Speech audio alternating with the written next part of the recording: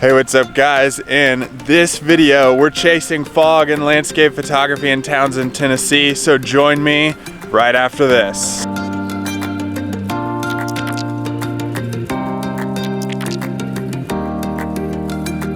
Hey, what's up guys? I'm out here in Townsend, Tennessee, and on this channel we talk landscape photography. So if you are into landscape photography at all, consider subscribing to this channel. Now in this video specifically, we're chasing fog, and it's kind of ironic, I guess, or maybe just a coincidence that I was watching Sean Bagshaw's Instagram story this morning, and he was actually brushing up on this exact subject, talking about chasing fog or shooting fog in landscape photography. And when conditions in fog are right, the clouds form really low to the ground, and when the sun rises, they start to burn up and evaporate into the atmosphere. This leaves some really cool atmospheric conditions for landscape photography, and basically what you have to do is just find the edge of the fog. Wherever the fog is, find the edge of it, and once you get to the edge of it, then you'll see where the atmosphere is starting to evaporate that fog, and then you get some really cool, like, misty views of whatever you're shooting. So the point is to drive. You never know where you're going to end up. Never did I think I was going to end up in this spot in Townsend, Tennessee, but somehow you end up here. Shoot the atmosphere of the fog. I just shot this farm behind me of this barn with the sunlight coming in. It's really golden. You have some blue skies behind it and some golden grasses in front of it. It's basically just going out and looking for places. Once you find them, shoot them, and just chase that edge of the fog all day long. But I want to take you guys into the computer to show you exactly maybe how you can edit these photos when you snap those images of fog photography. Hey guys, I'm back in Haiti. I'm looking over this image right now in Luminar 2018 of the barn that I shot in the fog. It looks pretty sweet. I do have to apologize as to how short I was in the field part of this video. Literally, as I was recording, a cop was pulling up behind my car. I had accidentally parked my car in a bike lane. Who knew? Apparently there were signs everywhere, and I was so excited by this fog image that I saw coming that I totally ignored said signs and drove on the bike path, and was chewed out pretty good by the cop, who told me to move my car immediately. So if I was abrupt, if I was fast in that field video, no, that's why. As a landscape photographer, sometimes, you know, I may venture into areas that I wasn't necessarily supposed to go to. So with that in mind, let's get into the computer screen and really look at how we can improve fog images in our landscape photography.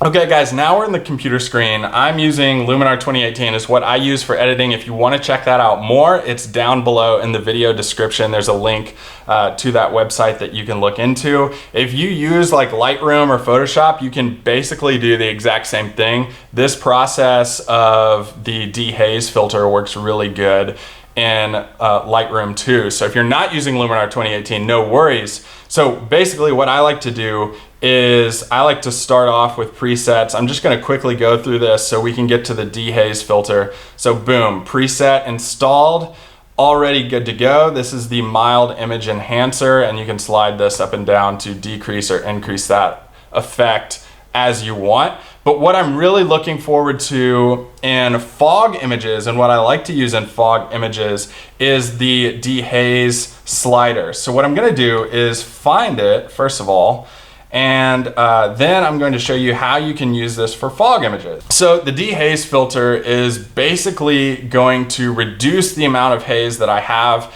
here, and it's going to provide me with more contrast in this image. So I'm just going to increase this just a little bit, and as I slide this up, you can see that it's kind of like darkening the barn, which is kind of what I want. I want a moody, dramatic image and a moody, dramatic scene. And I just want to do it enough that I'm still getting fog back here. I'm still having fog obviously in the sky because there was tons of fog available that day.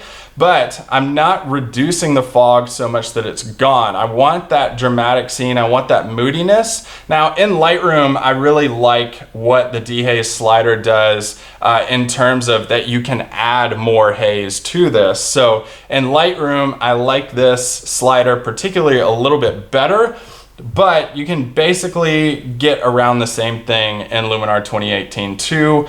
So what I've done here, again, added more contrast, and now I have a spot to work with for this photograph, and I'm gonna increase my vibrance here just to get a little bit more pop in this green down in the bottom right corner of the image. And honestly, like, that looks pretty good to me. I might use my HSL sliders just a little bit, something I always like to do with my images. Maybe increase this blue and see what happens, add a little bit more cool tone to this image so I can get a lot more warm tones down here, and then the barn has this blue shadowy like moody tone to it with fog right behind it. I think that looks pretty cool. And then what I'm going to do is actually increase that luminance so I don't lose any shadow detail on that barn as well. And I think that looks pretty cool to me as a landscape photographer, getting fog out of my images. I'll hit the before and after slider just so you can see what we started with, what we ended with.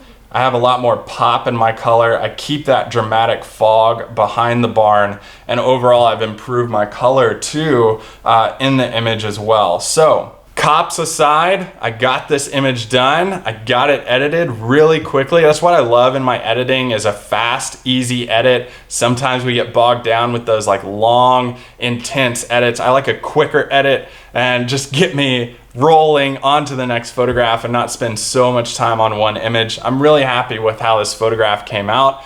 Guys, if you're out shooting, watch for bike lane signs so that you don't park in them. And I didn't get a ticket, but I would assume if I did it again, he would definitely give me a ticket for that. If you like this video or you found it useful at all, go ahead and hit that thumbs up button. Comment below on if you like to shoot in the fog, or if you ever have before, or maybe some videos you would like to see on post-processing too. Subscribe to this channel if you're into landscape photography, because we're coming out with videos like this all the time. And then also, continuing watching is always an option too. I'm gonna throw out my landscape photography tips. So next time you're in the field, you can take these tips and improve your own photography by applying them to your in-field workflow.